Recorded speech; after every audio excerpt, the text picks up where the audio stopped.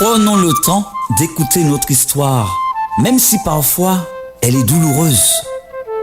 Dans le cadre du 175e anniversaire de l'abolition de l'esclavage, Martinique Nord Média vous propose une série de vidéos sur la traite négrière écrite et réalisée par Marilyn Hercé. Du lundi 15 au lundi 22 mai sur Nord FM 95.1 et sur les réseaux sociaux, commémoration de l'abolition de l'esclavage aux Antilles-Guyane. Des textes déclamés par Victor Martinel, David Amour, Malia, François Harpon et Pierre Desron. Histoire nous, c'est à nous. C'est nous. N'oublions pas notre passé qui est source d'inspiration pour construire notre avenir. C'est l'heure pour nous de saluer Marilyn Hercé. Bonjour Marilyn. Bonjour Marc, bonjour les auditeurs, bonjour à tous les auditeurs, bonjour la Martinique.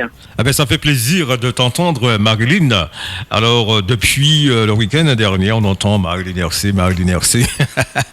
Alors donc il est nécessaire et utile pour nous de faire de plus amples connaissances avec toi. Alors qui est Marilyn Hercé pour ceux et celles qui nous écoutent en ce moment? Eh bien, Marilyn Hercé est originaire de la Martinique, précisément de la ville du Morne-Rouge, d'un père péléen et d'une mère samaritaine, voilà, et qui vit depuis plusieurs années donc dans l'Hexagone. Alors, voilà un petit peu sommairement, je dirais, un petit peu mes origines. Et puis après, écoute, je te laisse me poser les questions. Alors, au niveau de la musique, on sait aussi que tu es manager d'artistes. Comment ça a commencé? Et puis toi-même, tu chantes.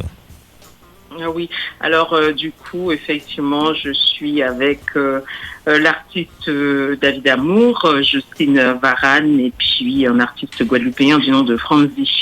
Voilà, donc c'est une aventure qui a commencé avec David Amour en premier lieu, puisque nous sommes amis de longue date. Donc c'est venu c'est sa demande en fait. Il a voulu que je l'accompagne. J'étais, on va dire, dans l'ombre. Je l'accompagnais dans l'ombre au départ et puis les choses ont pris une autre tournure et à partir de là, il m'a demandé de l'accompagner de manière formelle, solennelle et puis s'en est suivi ma collaboration après avec les deux autres artistes, Justine et Franzi. Bon, alors, on a parlé beaucoup là de David Amour. Je propose aux auditeurs d'écouter un extrait donc, de cette chanson. Plus haut, Marilyn Hercé et David Amour. Pour le moment, c'est la voix de David, mais la voix de Marilyn arrive. Voici Marilyn.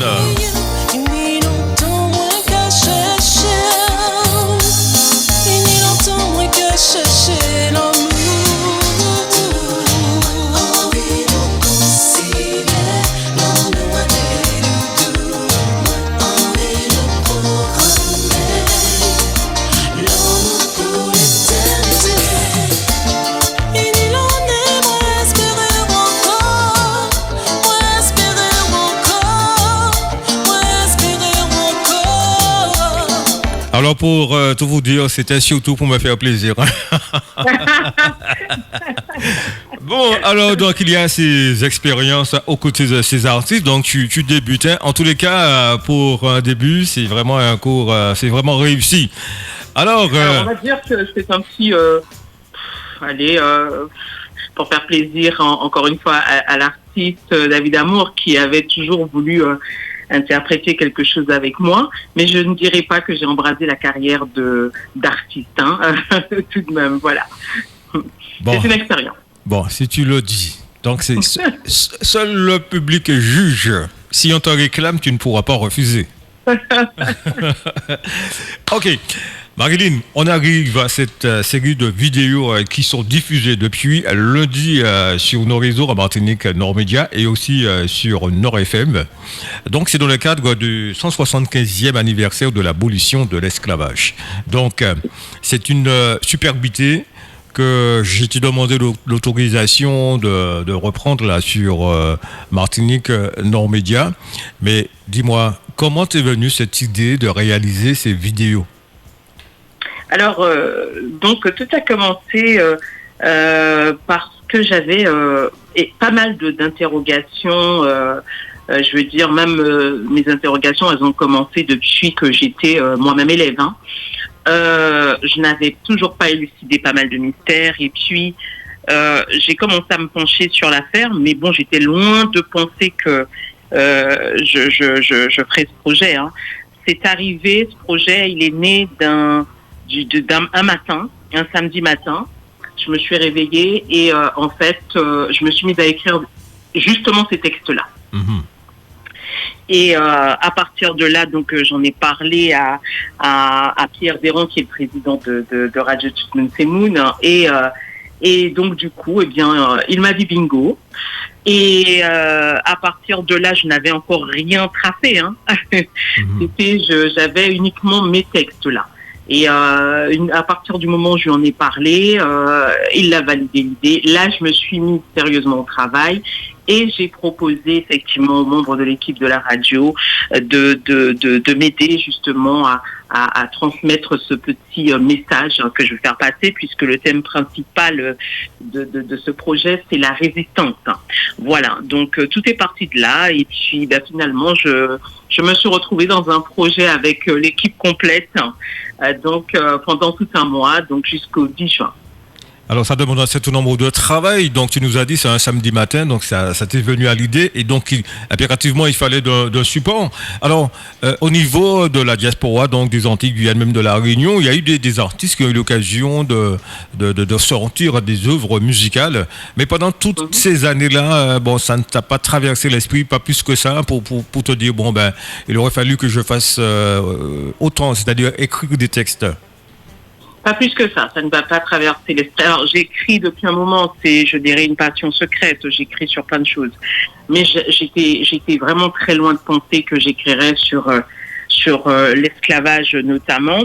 Mais effectivement, quand on reste avec autant d'interrogations pendant toutes ces années, à un moment, je ne sais pas, un déclic.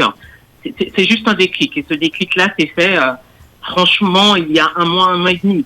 C'est un déclic, hein. Il n'y a pas eu, il y a rien eu de spécial, mais c'est un déclic ce samedi matin-là, à mon réveil, tout simplement. Ouais. J'ai jamais eu l'idée de. C'était donc un samedi matin. On retient ça, samedi matin. Alors, Marilyn, tu nous as parlé de Pierrot, de Pierre Desrands, donc avec ce support Radio Tout le monde Semoun. Mais les autres artistes, il a fallu penser. Donc tu écris, mais il faut penser à une voix, à un artiste. Comment tu as procédé pour constituer ton équipe? Eh bien, franchement, j'ai même pas eu à réfléchir. Ce sont des personnes qui travaillent avec moi, bien évidemment, sur la radio, mais que je vois aussi, que ça soit en prestation sur les réseaux sociaux. Et je n'ai pas eu à réfléchir très longtemps. J'ai tout de suite pensé à Victor Martinel. D'ailleurs, quand je suis venue voir Victor Martinel, j'avais déjà l'idée du texte que je voulais qu'il déclame. Je lui ai carrément proposé les 5 alors que j'avais déjà ma petite idée. Et finalement, c'est ce texte-là que j'avais en tête. C'est celui-ci qu'il a choisi. Donc finalement, j'avais bien vu, j'avais bien repéré. Et donc c'est un petit peu comme ça pour les autres, puisqu'il y en a effectivement qui sont beaucoup plus attachés, beaucoup plus à l'aise devant caméra. Et je savais qu'il y aurait eu toute une mise en scène avec les personnes que j'ai choisies justement pour interpréter. Donc je me suis pas trompée finalement. Alors il y a des thématiques donc pour tes textes. Alors en les écrivant, Marilyn, quels étaient tes ressentis émotionnellement, parce qu'aujourd'hui on entend dire, quelques personnes, donc fort heureusement elles ne sont pas nombreuses à dire ouais mais c'est passé, on nous finit et puis ça. Donc ton ressenti à chaque thématique, les textes que tu écrivais, émotionnellement parlant, comment tu étais? Alors justement, j'ai appelé ces petites vidéos-là, j'ai appelé ces textes-là « Pensée d'esclave ». C'est-à-dire que je me suis dit, on a l'habitude de lire pas mal de choses dans les bouquins. On nous a appris pas mal de choses également pendant que nous étions sur les bancs de l'école. Et moi-même, en tant que professeur des écoles, je me retrouve effectivement à transmettre certaines informations avec lesquelles je ne suis pas forcément d'accord par rapport à mes recherches. Ouais. Là, cette fois-ci, je me suis dit, avec tout ce que j'ai appris, tout ce que j'ai lu de part et d'autre, je vais me mettre à la place de l'esclave. Et donc, c'est parti de là. J'ai écrit, mais de leur point de vue, en fait. Je me suis dit, ils devaient ressentir ce que je suis en train d'écrire.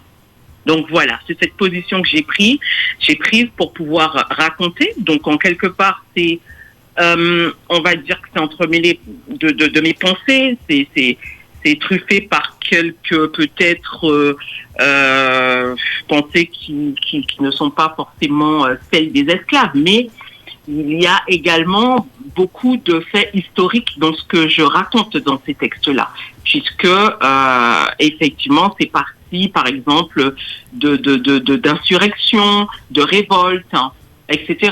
Donc c'est des faits qui sont historiques, mais que j'ai transcrits sous forme de pensée. Exact. Alors, pensée d'esclave, la résistance, on a déjà écouté et vu sur les réseaux de Martinique Nord Média, Héritage de fer déclamé par David Amour. Oui. Hier, c'était les héros. Alors, donc, si tu veux ajouter un mot à propos de chaque thématique, il n'y a pas de problème, Héritage de fer. Oui, d'accord, héritage de fer. Donc pourquoi je l'ai appelé héritage de fer, puisque effectivement, ce sont des êtres humains qui ont été donc enchaînés. Et en quelque part, quand on écoute bien ce que déclame l'artiste David Amour, on a deux côtés. On a le côté où on raconte donc la barbarie, la tragédie, où on va effectivement relater les faits qui sont triste, bon ben voilà, j'ai été fouettée, on m'a enlevé ci, mais à côté de ça, eh bien j'ai appris ça.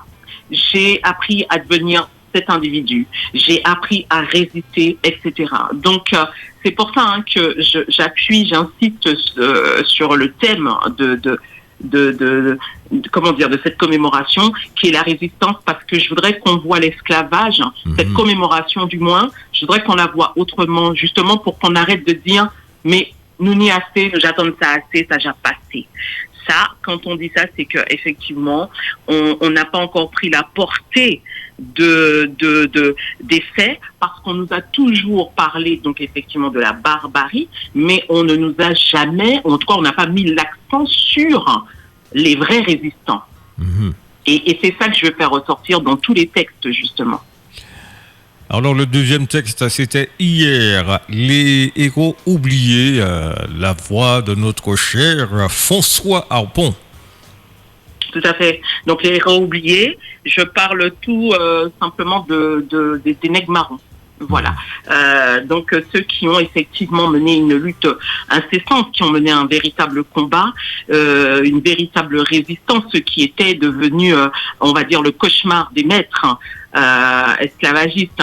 Donc pour moi, les héros oubliés, parce qu'effectivement, on arrive et on nous dit, bon ben Victor Schœlcher est arrivé, on a signé un décret et ils ont été sauvés. Sauf qu'on oublie le véritable combat sur le terrain. C'est ça. Ouais.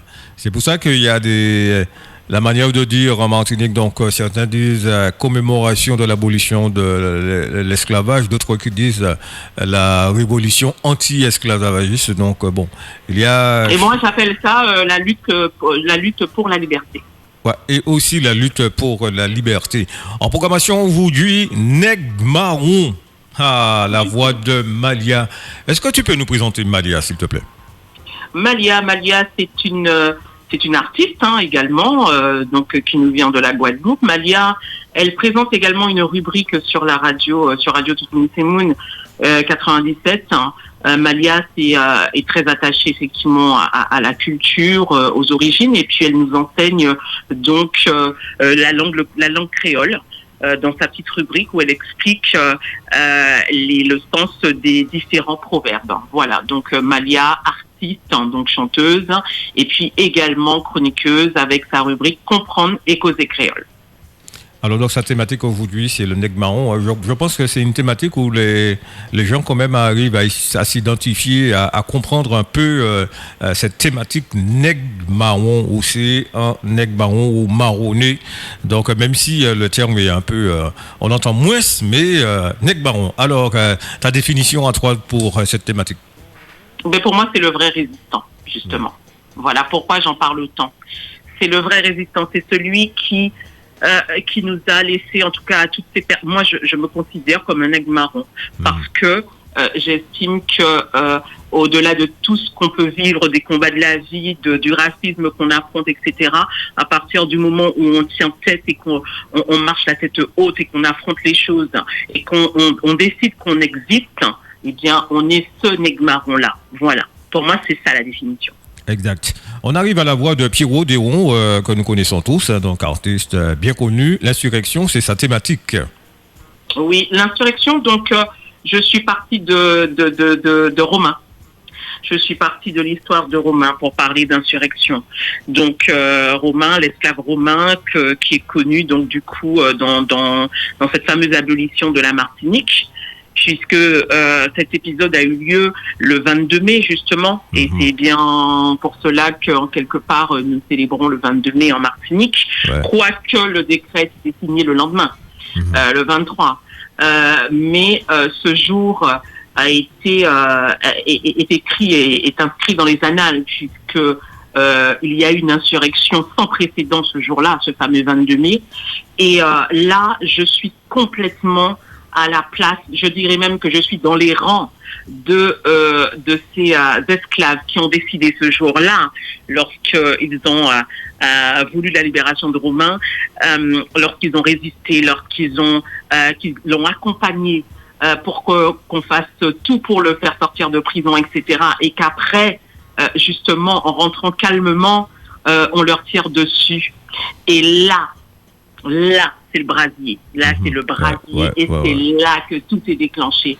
Et cet épisode, il faut absolument qu'on puisse s'en rappeler. Le déclenchement de tout ça, puisqu'il faut savoir que cet événement qui a eu lieu le 22 mai en Martinique a résonné justement en France, a tellement résonné en France que lorsqu'ils se sont réunis, ils en ont parlé lorsqu'ils se sont réunis et qu'ils ont été dans l'obligation derrière d'abolir également la Guadeloupe. Donc c'est important de savoir les faits.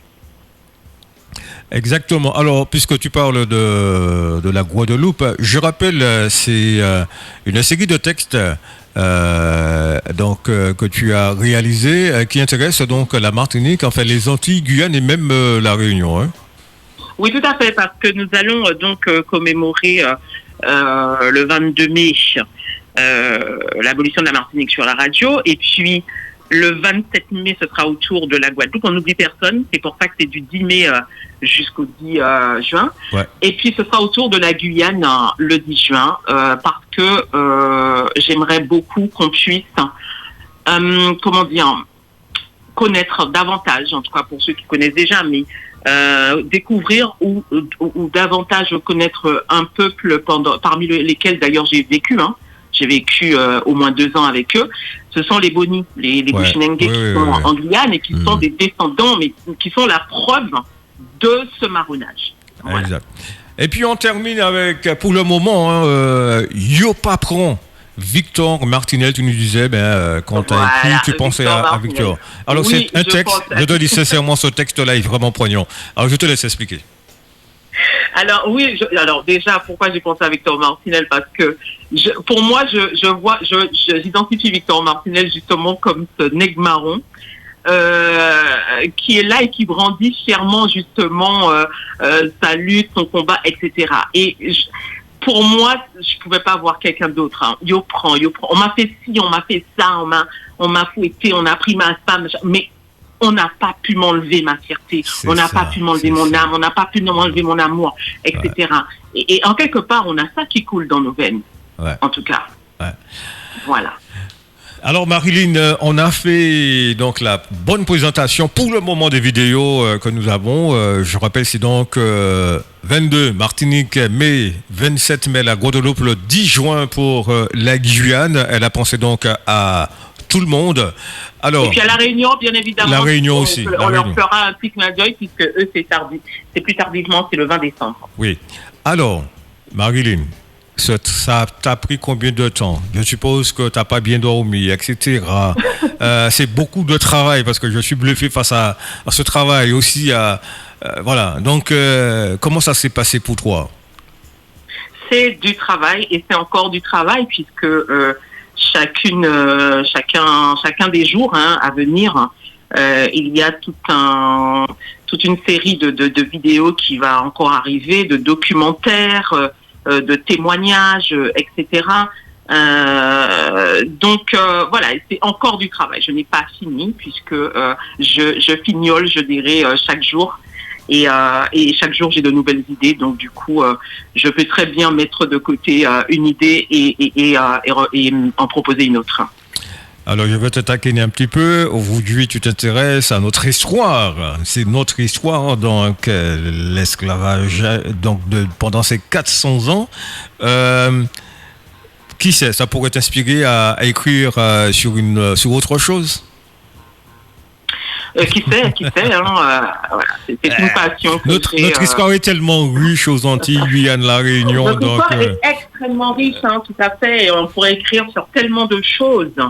Tellement de choses. Oui, il y a à dire sur tellement de choses, mais surtout, pour moi, ce qui est important, c'est que on puisse aller au-delà des sources qu'on nous a toujours proposées pour, je dirais, découvrir la vérité. Je suis désolée, peut-être que certains ne comprendront pas, mais il y a beaucoup de choses qui ont été falsifiées.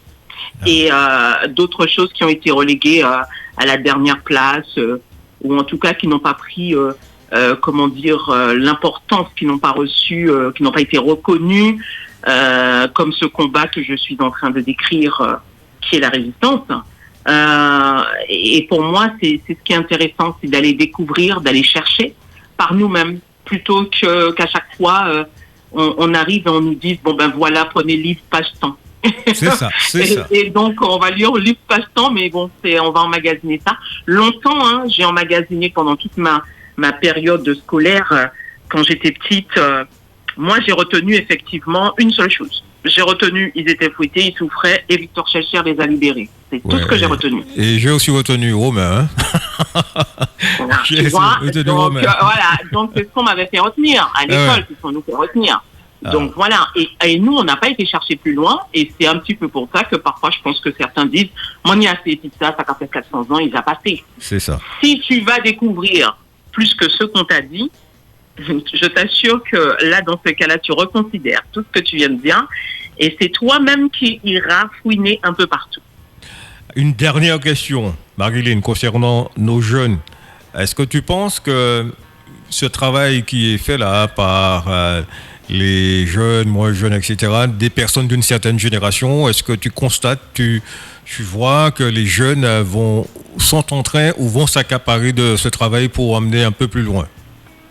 Bien, j'ai constaté quand même par les événements sur place, aux Antilles, etc., qu'il y a eu beaucoup de choses qui ont bougé et c'était quand même des jeunes. Donc, je pense que il y a une grosse partie, il y a une grosse partie des jeunes qui sont déjà sur le sujet, qui sont déjà en train de chercher, de repartir sur les traces de leur identité. Et moi, j'espère en tout cas, j'ai cet espoir et je vais rester optimiste en me disant qu'il y en aura au moins quelques-uns qui poursuivront le travail. Merci beaucoup Marilyn, merci de nous avoir confié tes travaux, merci infiniment. Merci à Victor Martinel, à François Harpon, à Malia, à Pierre Duron et à David Amour. Et encore une fois, infiniment merci Marilyn Hersey.